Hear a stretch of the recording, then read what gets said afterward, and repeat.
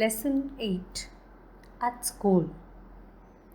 At School is an extract from Gandhi's autobiography, My Experiments with Truth.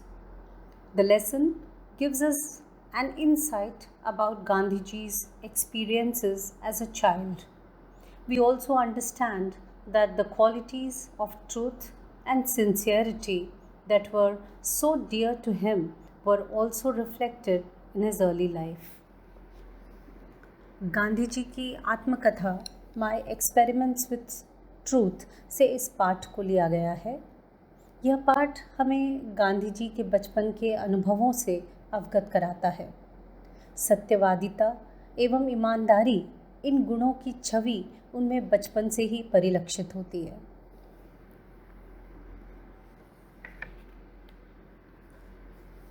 I must have been about 7 when my father left Porbandar for Rajkot to become a member of the Rajasthani court. There I was put up to a primary school, and I can well recollect those days, including the names and other particulars of the teachers who taught me. As at Porbandar, so here, there is hardly anything to note about my studies. I could only have been a mediocre student. From this school, I went to the suburban school and then to the high school, having already reached my 12th year. I do not remember having ever told a lie during this short period, either to my teachers or to my schoolmates. I used to be very shy and avoided all company. My books and my lessons were my sole companions. To be at school and at the stroke of the hour and to run back home as soon as the school closed, that was my daily habit. I literally ran back because I could not bear to talk to anybody. I was even afraid lest anyone should poke fun at me. Two incidents belonging to this period have always clung to my memory.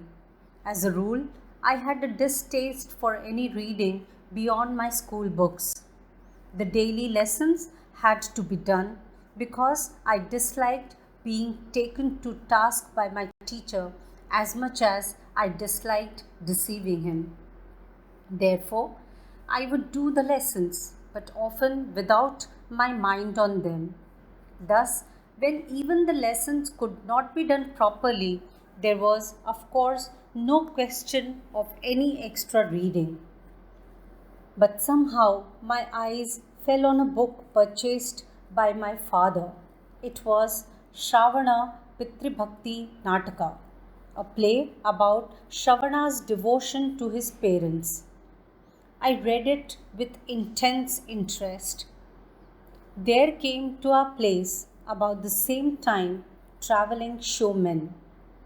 One of the pictures I was shown was of Shravana carrying his blind parents on a pilgrimage. The book and the picture left an indelible impression on my mind. Here is an example for you to copy, I said to myself. The agonized lament of the parents over Shravana's death is still fresh in my memory. The melting tune moved me deeply, and I played it on a concertina which my father had bought for me. There was a similar incident connected with another play. Just about this time, I had secured my father's permission to see a play performed by a certain dramatic company. This play, Harish Chandra, captured my heart. I could never be tired of seeing it. But how often should I be permitted to go? It haunted me, and I must have acted Harish Chandra to myself several times. Why should not all be truthful like Harish Chandra? Was the question I asked myself day and night. To follow truth and to go through all the ordeals Harishchandra went through was the one ideal which inspired in me. I literally believed in the story of Harishchandra. The thought of it all too often made me weep. My common sense tells me today that Harishchandra could not have been a historical character. But for me, both Harishchandra and Shravana are living realities, and I am sure I should be touched as before I were to read again those plays today. There was another such incident during the time when I was in the 7th standard. Dorabji Edalji Jimi was the headmaster then. He was popular among the boys, though he was a disciplinarian. He was a man of method and a good teacher. He had made gymnastics and cricket compulsory for the boys of the upper standards. I disliked both. I never took part in any exercise, cricket, or football before they were made compulsory.